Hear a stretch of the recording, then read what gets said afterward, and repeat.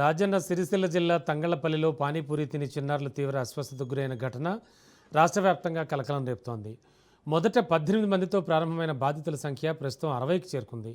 Sircilla area ఆసుపత్రిలో చిన్నారులకు వైద్యులు అత్యవసర చికిత్స సైతం అందిస్తున్నారు. జిల్లా కలెక్టర్ ఆదేశాలతో అధికారులు పానీపూరి నమూనాలను సేకరించి ల్యాబ్కు పంపారు. అలాగే సదరు వ్యాపారిపై కేసు నమోదు చేసి బండిని సీజ్ చేశారు. మరోవైపు ఆసుపత్రిలో చికిత్స పొందుతోన్న చిన్నారులను మాజీ మంత్రి హరీష్ రావు, కేటీఆర్, కవిత, ఎమ్మెల్యే ఆది శ్రీనివాస్ పరామర్శించి ధైర్యం చెప్పారు. పిల్లల ప్రస్తుత ఆరోగ్య పరిస్థితిపై వైద్యులని వివరాలు అడిగి తెలుసుకున్నారు. సిరిసిల్ల ఏరియా ఆసుపత్రి వైద్యులతో మా కరెస్పాండెంట్ మహేందర్ చేసిన ఫేస్ టు ఫేస్ చూద్దాం ఇప్పుడు. రాజన్న సిరిసిల్ల జిల్లాలో తంగలపల్లి మండలం కేసీఆర్ కాలనీలో పానీపూరి తిని ఫుడ్ పాయిజన్ నేపథ్యంలో చాలా మంది ఒక 40 నుంచి 60 మంది పిల్లలకు ఫుడ్ పాయిజన్ కావడంతో కొంతమంది సిరిసిల్ల ప్రభుత్వ ఆసుపత్రికి చేరుకొని చికిత్స అందిస్తున్నారు. మరికొంతమంది ప్రైవేట్ ఆసుపత్రిలో చేరారు. వీరి పరిస్థితి ఇప్పుడు ఎలా ఉంది, ఎలా ఉందనే పరిస్థితి మనం సంబంధిత డాక్టర్ని అడిగి తెలుసుకున్న ప్రయత్నం చేద్దాం. చెప్పండి మేడం, వీళ్ళు ఇప్పుడు ఫుడ్ పాయిజన్ తిని వీళ్ళ పరిస్థితి ఎలా ఉంది? వీళ్ళ పరిస్థితి అంటే ఫస్ట్ మనకి 40 మంది పిల్లల దాకా రావడం జరిగింది. వాళ్ళకి వాంతులు, మోషన్స్, జ్వరం ఇట్లా ఉన్నాయి లక్షణాలు. కొంతమంది డల్గా ఉన్నారు, కొంతమంది యాక్టివ్గా అయ్యారు. ఇప్పటికీ ఒక 10 నుంచి 12 మంది పిల్లలు డిశ్చార్జ్ అయ్యారు. మిగిలిన వాళ్ళు కూడా మెల్లమెల్లగా వాళ్ళు పెట్టిన ట్రీట్మెంట్ అనుగుణంగా డిశ్చార్జ్ అయ్యే పరిస్థితులు ఉన్నాయి. అసలు ఈ కారణం దేనికోసం వచ్చింది? పానీపూరితో వచ్చిందా, లేకపోతే వాటర్ సంబంధితతో వీళ్ళకి వాంతులు, విరోచనాలు ఇట్లా దేంతో ఈ ఘటన చోటు చేసుకుందని మీరు భావించారు? వీళ్ళందరూ ఒకే ప్రాంతానికి అంటే ఒకే ఏరియాకి చెందిన వాళ్ళు కాబట్టి అందరికీ కామన్గా ఒక హిస్టరీ ఉంది. అంటే ఎక్కడి నుంచి తిన్నారు అనేది ఉన్నది, అదే తిన్నారు అనేది వాళ్ళకి ఉన్నది, ప్రతి ఒక్కరికి ఉన్నది. కాబట్టి మనం ఈ ఫుడ్ పాయిజనింగ్ వల్ల, పానీపూరి వల్లనే అని అనుకుంటున్నాం.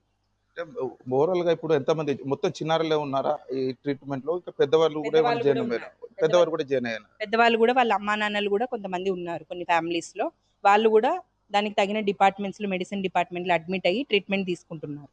వీళ్ళు ఇప్పుడు ఎలాంటి జాగ్రత్తలు తీసుకోవాలా? ఇప్పుడు ఇలాంటి ఘటనలు జరగకుండా బయట ఎన్నో నేచురల్ ఫుడ్, ఇప్పుడు గాప్చుప్లో కావచ్చు, ఫాస్ట్ ఫుడ్ సెంటర్లో కావచ్చు, అలాంటి దాంట్లో ఎలాంటి జాగ్రత్తలు తీసుకోవాలి, మీరు ఏం చెప్తారు డాక్టర్? అయితే ఏం లేదు, మామూలుగా ఇట్లా ఫుడ్ సెంటర్స్ వచ్చేటప్పుడు వీళ్ళకి ఎప్పుడో ఒకసారి అవైలబిలిటీలో ఉంటుంది, వాళ్ళకి తినాలనిపిస్తుంది. కాబట్టి సాధ్యమైనంత వరకు ఇంట్లో చేసుకొని తినేటందుకు చూసుకోవాలి. అండ్ వాతావరణం మార్పులు చెందుతున్నప్పుడు వర్షాకాలం వస్తుంది, హ్యాండ్ వాషింగ్ చేసుకోవడం కానీ, వాళ్ళు బయట ఫుడ్ తినకపోవడానికే మొగ్గు చూపాలి. ముఖ్యంగా పిల్లలు ఇంటి ఫుడ్డే పెట్టాలి. బయట ఫుడ్ అయితే సాధ్యమైనంత అవాయిడ్ చేయాలి. ఒకవేళ బయట ఫుడ్ తింటే అది కూడా నీట్గా వాళ్ళు ఎట్లా ఉంది, వాళ్ళు ఎక్కడి నుంచి తీసుకొస్తున్నారు, ఎప్పటికప్పుడు వాడుతున్నారా లేదా, ఆ ప్లేస్ ఎలాంటిదని వాళ్ళు ఎగ్జామిన్ చేసినాక అక్కడ తీసుకుంటే కొంచెం బెటర్గా ఉంటుంది. లేకపోతే పిల్లలు ఇంకా సీరియస్ అయ్యే అవకాశాలు ఉంటాయి ఇట్లనే వదిలేసి. ఇప్పటికీ ఫుడ్ పాయిజన్ తో ఎంతమంది అడ్మిట్ అయ్యారు మన హాస్పిటల్? ఎన్ని రోజులు అవుతుంది? వీళ్ళ పరిస్థితి నిలకడగా ఉందా, ఇంకేమన్నా విషమంగా ఉందా వీళ్ళ పరిస్థితి? అందరూ స్టేబుల్ గానే ఉన్నారు. ఒకరిద్దరు కొద్దిగా డల్గా ఉన్నారు, వాళ్ళు కూడా రికవర్ అయ్యే పరిస్థితులు ఉన్నాయి. 40 మంది అడ్మిట్ అయ్యారు. ఇప్పుడు ఇంచుమించుగా 12 మంది, 13 మంది డిశ్చార్జ్ అయ్యారు. ఇంకా కొంతమంది ఇవాళ డిశ్చార్జ్ అయ్యే పరిస్థితులు ఉన్నాయి. అందరూ స్టేబుల్ గానే ఉన్నారు. మన రాజన్న సిరిసిల్ల జిల్లాలో ఫుడ్ పాయిజన్ సంబంధించి అందరు నిలకడ ఉన్నారు. ఒక 60 మందికి మాత్రం 60 మంది నుంచి కొంతమంది ప్రైవేట్ హాస్పిటల్కు తరలించారు, మరి కొంతమంది సిరిసిల్ల ప్రభుత్వ ఆసుపత్రికి తరలించారు. వీళ్ళను పరామర్శించేందుకు మంత్రి కేటీఆర్, హరీష్ రావుతో పాటు కల్వకుంట్ల కవిత, ప్రభుత్వ వైపు ఆది శ్రీనివాస్ కూడా వీళ్ళను పరామర్శించి వీళ్ళ వివరాలు, డాక్టర్లు వీళ్ళ పరిస్థితిపై వివరాలు అడిగి తెలుసుకునే ప్రయత్నం చేశారు.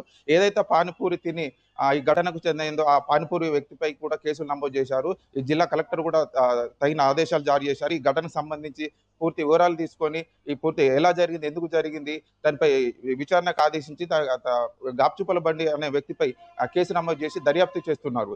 కెమెరామెన్ శ్రీనివాస్ రెడ్డితో మహేందర్, రాజన్న సిరిసిల్ల జిల్లా నుంచి.